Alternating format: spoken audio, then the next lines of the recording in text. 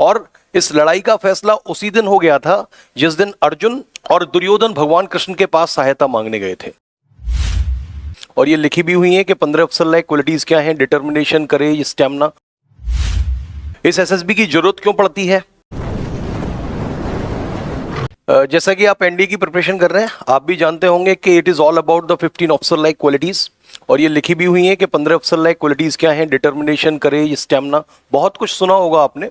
NDA CDS की जो बच्चे तैयारी करते हैं या एफकेट की करते हैं या किसी भी डिफेंस फोर्सेस में अफसर बनने का सपना जो देखते हैं, उनके लिए एसएसबी की प्रोसेस मस्ट है, राइट। रिटन टेस्ट में अगर 100 बच्चे पास होते हैं तो 1% फाइनल सिलेक्शन जाता है। ये एक वेल रिकॉर्ड है, राइट, वेल एस्टेब्लिश्ड ट्रुथ है ये, जिसको कि हमें एक्सेप्ट करना पड़ेगा।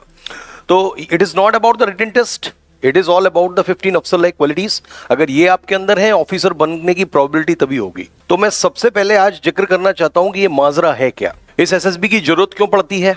और जब हम सेना में भर्ती होते हैं सैनिक के रूप में, तो ऐसी कोई कॉम्प्लेक्स प्रोसेस नहीं है इंटरव्यू की जो 5 दिन तक चलती है। इसके लिए हमें क्या करना है कि सबसे पहले इस प्रक्रिया को समझना होगा। किसी भी लड़ाई को जीतने के लिए डिफेंस फोर्सेस का काम है कि अपने राष्ट्र की रक्षा करना, और कोई विपत्ति आए तो उसके लिए भी तैयार खड़े रहना, देश के हित में, देश की रक्षा में। तो ये जो एसएसबी का 5 दिन का प्रोसेस है, ये क्यों होता है? सबसे पहले तो ये वाई, आपके दिमाग में क्वेश्चन आएगा कि वाई दिस एसएसबी।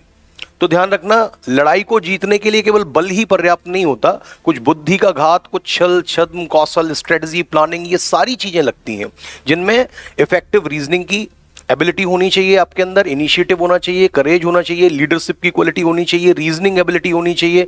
तो ये जो 15 अफसर लाइक क्वालिटीज है ना, ये वो गुण हैं, इनके होने के बाद ही ये माना जाएगा कि आपके अंदर बुद्धि भी है, कुछ छल भी कर सकते हैं, छद्म भी कर सकते हैं, कौशल का भी सहारा ले सकते हैं, प्लानिंग भी कर सकते हैं, स्ट्रेटजी भी कर सकते हैं, इनिशिएटिव भी ले सकते हैं, और करेज के सहारे आप किसी लड़ाई को जीत भी सकते हैं।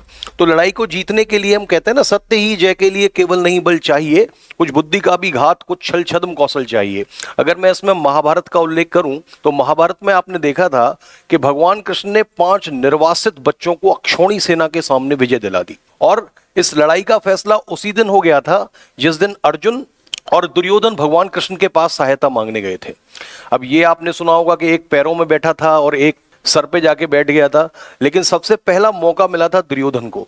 दुर्योधन चाहता तो अपनी जीत सुनिश्चित कर सकता था भगवान कृष्ण को अपने साथ मिला के, लेकिन उसने सोचा कि ये अकेला आदमी क्या कर सकता है। और भगवान कृष्ण ने यह भी कहा था, मैं तो निहत्था लड़ूंगा भाई, मैं तो हथियार भी नहीं उठाऊंगा, और एक तरफ मेरी अक्षौणी सेना है, आप चाहो तो मेरी नारायणी सेना ले जाओ, ये उसकी तरफ से युद्ध करेगी। तो दुर्योधन चूंकि तर्क वाला था, लेकिन उस लड़ाई का गणित थोड़ा सा वो अलग था। ये संख्या बल की लड़ाई नहीं थी, ये बुद्धि की लड़ाई थी। और आपको पता है, पांडवों के साथ सेना भी कम थी, 5 निर्वासित बच्चे थे जिनको कि राज्य से निकाल दिया गया था, लेकिन उन्हें भगवान श्री कृष्ण जैसा मैनेजर मिल गया। वहां मैनेजमेंट की जरूरत थी, वहां प्लानिंग की जरूरत थी, वहां स्ट्रेटेजी की जरूरत थी। और जैसा महाभारत आपने पढ़ा होगा, आपने देखा कृष्ण ने हर जगह कहीं तो छल लगाया, छल का मतलब स्ट्रेटेजी लगाई, कहीं प्लानिंग की कि द्रौपदी को लेके चले गए, क्योंकि उस साइड ऐसे योद्धा थे कि एक योद्धा पूरे 5 पांडवों को खत्म कर सकता था, चाहे वो कर्ण हो, चाहे वो द्रोण हो, चाहे वो भीष्म पितामह हो। और भीष्म पितामह ने प्रतिज्ञा भी की थी कि कल के युद्ध में अर्जुन तू नहीं रहेगा, या मैं एक पांडव को मार दूंगा। लेकिन अर्जुन तो चुपचाप सो गया, क्योंकि वो सैनिक था। सबसे बड़ा काम किसका होता है? मैनेजमेंट का, यानी सबसे बड़ा काम किसका होता है? अफसर का। तो वो कृष्ण भगवान ने पूरा युद्ध क्या किया? मैनेज किया।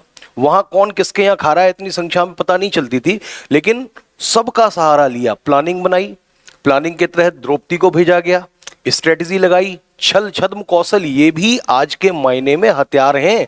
हमने सर्जिकल स्ट्राइक किया तो बोल के तो नहीं गए, छल से ही किया, छद्म का सहारा लिया, और हमने अपने कौशल से ये कर दिखाया कि अगर हमारी तरफ कोई उल्टी आंख उठा के भी देखेगा तो हम उसको नेस्तनाबूद कर देंगे, घर में घुस के ठोकेंगे, घर में घुस के मारेंगे। लेकिन ये कब पॉसिबल हो पाया? छल छद्म कौशल ये भी आज की डेट में क्या है? हथियार हैं। तो इनके लिए इनको इस्तेमाल करने के लिए मैनेजर की जरूरत पड़ती है।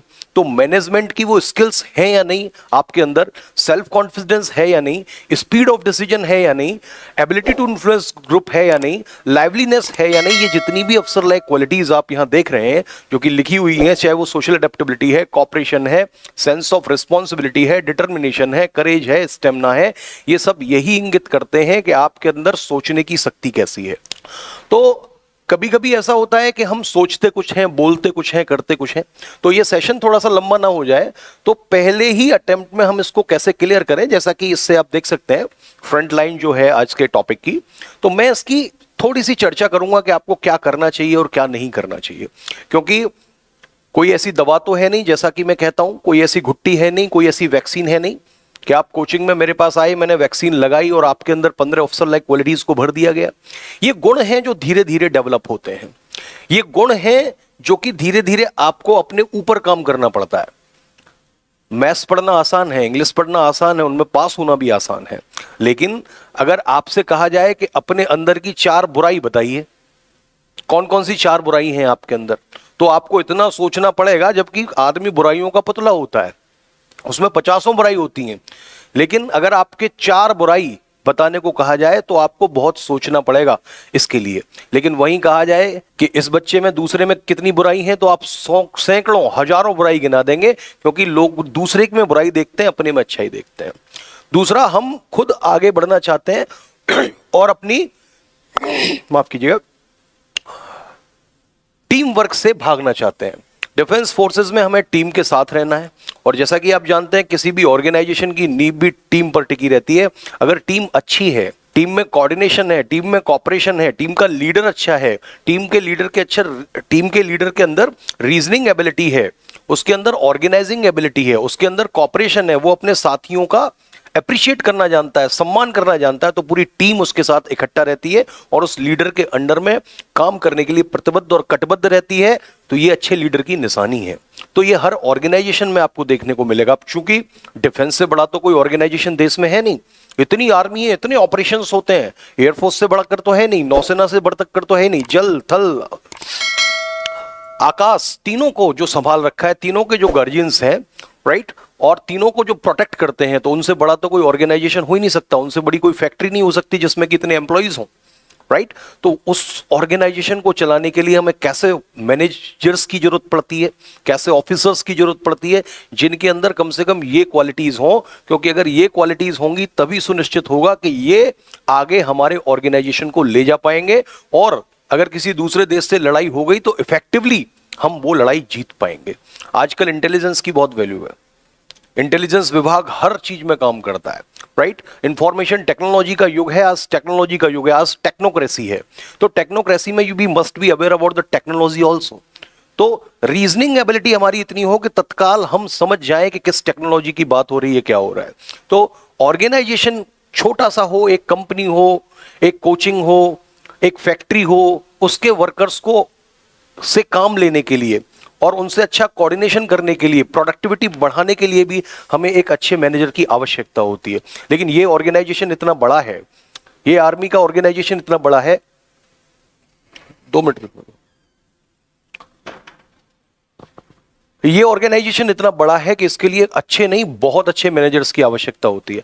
आपको पता है कि अच्छी अच्छी जो कंपनीज हैं, जिनके सैकड़ों हजारों एम्प्लॉइज हैं, उनको आईएम्स वाले मैनेजर हैंडल करते हैं, यानी जिन्होंने कैट के through Indian institute of management जैसी अच्छी संस्था से अपनी डिग्री एमबीए की हासिल की हो। लेकिन यहाँ फौज वालों को एमबीए कराई जाती है।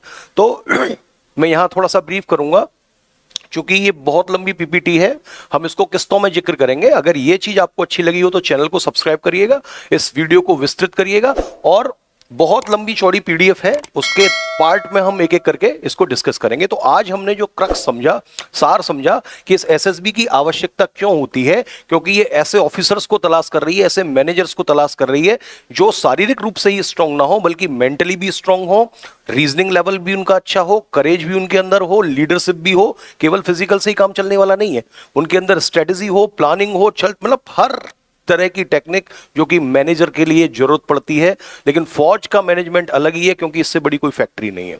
तो इसलिए हमें इस कॉम्प्लेक्स प्रोसेस की जरूरत पड़ती है। अगले वीडियो में मैं आपको बताऊंगा, क्योंकि ये शायद 20 पेजेस हैं इस प्रक्रिया से रूबरू होने के लिए। तो अगले टॉपिक में बताऊंगा कि कौन कौन सी स्टेजेस हैं, अपने अंदर क्या परिवर्तन करना है, न्यूज़पेपर पढ़ना है नहीं पढ़ना है, आज से अपनी पर्सनैलिटी में ट्रांसफॉर्मेशन के लिए क्या क्या प्रक्रियाएं अपनानी है, वो मेरे अगले वीडियो का पार्ट रहेगा। तब तक के लिए धन्यवाद, हो सके तो शेयर करिएगा, and thanks for holding the patience and watching this video. Thank you.